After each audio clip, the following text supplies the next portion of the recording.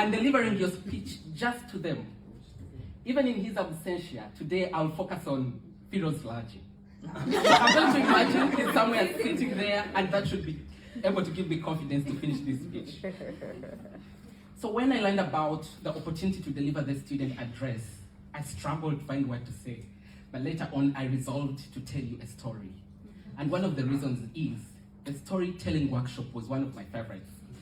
I'm seeing some of our workshop leaders here. Please don't quote me wrong. I loved all the sessions. My story starts with one of the toughest moments of my academic career and life. Though I had managed to have a relatively smooth school journey, everything changed in high school when I failed my finals. This was a devastating moment for me. The disappointment I felt from family and friends made me wish the floor would just open up and swallow me. A lot had been put in to ensure that I received an education in the first place. My mother single-handedly raised my 3 siblings and I with little to no income. My tuition was paid by a good Samaritan who had learned of the struggles of my family and decided to offer help. All of this sacrifice to get me to the point where I failed my high school. Not only did I lose the financial support, but I also lost my confidence. So what did I do? I ran away from my village. Yes, I ran to Kampala, Uganda's capital city, where I worked as a house help for my aunt. But through the different connections I made, I was able to get a job with Mkwano, that's a plastics company, where I worked as a grinder. It was a tough situation to be in then. One day as we were grinding, my friends shared stories about our lives. To my surprise, I was the least educated. They all had degrees and were just at the factory as a means of survival, waiting for their next opportunity to show up and they could leave. Before then, everything seemed okay because I thought we were in the same situation. No wonder. Misery loves company. But then I began thinking about how it was important for me to go back to school and not let this situation define my life. My daily wage then was 5,000 Ugandan shillings, and that's approximately £1 working for 8 hours. And it hardly enabled me to save. I requested for a second shift and worked every day from 6 a.m. to 10 p.m. I saved all my wages, and 6 months later, I took myself back to school. It seemed like things were falling in place for a while, but soon after, I hit another roadblock.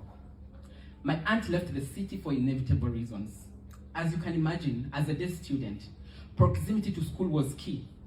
So now I had to decide whether to remain in the city and be homeless, or move to the village and quit the school I had spent all my savings on. I asked myself, how could I have worked so hard for months, only to suddenly have it all ripped away from me? I felt discouraged and wanted to give up, but a part of me refused to quit. I gathered all my courage and approached my neighbor. I asked him if he could stay with me for the remainder of my studies. Up to now, I don't know why, I don't know how, but this kind mind said yes until I finished my studies. We had not talked before. I reached out then. All it took was one person believing in me, just as I believed in myself, for things to start going according to the plan. So what does my story tell you? What can you learn from my journey? Well, if there is nothing for you to learn, this is what I've learned along the way. The power of multiplier effect when everyone plays their role in doing good. During our program, we have learned about our continent's challenges and opportunities, from poverty, inequality, conflicts, instability, you can name it all. But despite all these challenges, through PfAL, we are a proof of how far we can contribute when we work as a collective. If you are still in doubt, just look back a few months back. We organized the Africa Summit. We have been having conversations with each other, and we have learned from sharing from these leadership stories. And we've brainstormed and looked for solutions through our PfAL projects, workshops, and debates. Today, as we graduate, this is an extra stamp for us to go forth and create a thriving continent. However, this will be far from reach if we forget to give an extra hand or look out for each other within the PfAL alumni network which we join after today. It could mean genuinely checking on each other to know how things are doing after graduation. Or even finding that job opportunity and saying, you know, I know this PfAL colleague of mine, he can do it, and sharing with them. Or just talking about ideas. If you ever think that that your effort is just 1 or 2 drops, that is insignificant in the bucket of life, just silently look back on how many people have played a role for you to be here today. If that is still hard, just take a look at our forefathers.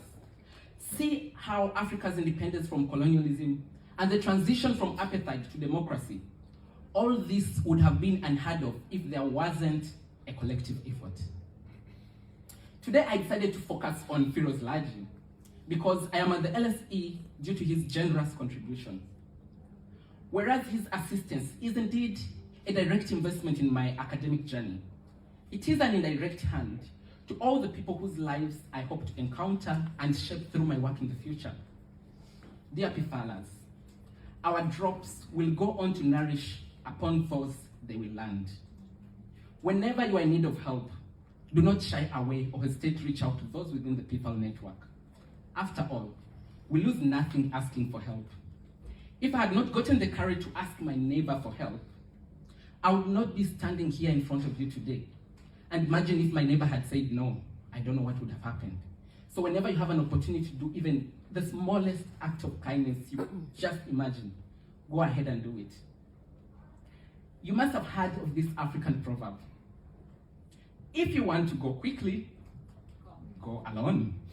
If you want to go far, go together. Let us collaborate and leverage these friendships and partnerships we have formed to support each other and those who will come after us. The better way to get through tough times is not on your own, but with those around you who care and understand your experiences. And PfAL has been and will continue to be here to foster and enable us make a positive impact on Africa and amongst ourselves. As I conclude, each of us is unique, and our journeys are different. As you might know, today some people have already secured where they will be after they graduate. Others are still figuring out, and some of us, we absolutely have no idea. But what we have in common is our passion and commitment to Africa's development agenda. PfAL has taught us to look at ourselves and each other as a community of individuals committed to serving Africa with transparency, accountability, integrity, inclusivity, humility, and respect.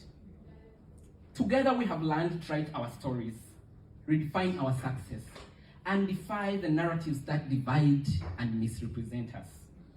To everyone that has contributed towards making our PfAL experience this remarkable, we say thank you. We will take this with us and pay it forward. Congratulations, PfALers. May everyone's small drop fill our continent's bucket to create the continent we envision. Thank you.